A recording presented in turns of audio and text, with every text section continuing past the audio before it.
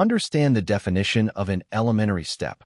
Unlike overall chemical reactions, where the rate law must be determined experimentally, an elementary step is a reaction that occurs in a single molecular collision exactly as written.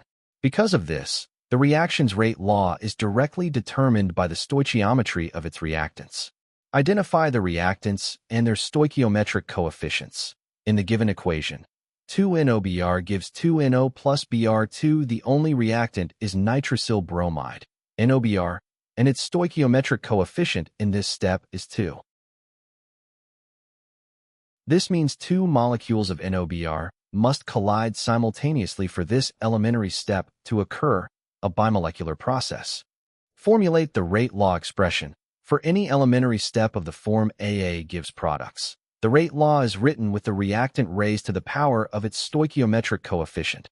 Rate equals Ka to the power of substituting NOBr as reactant A and 2 as the coefficient it yields. Rate equals K NOBr to the power 2. This identifies option C as the correct rate law. The correct answer is option C. Rate equals K NOBr to the power 2.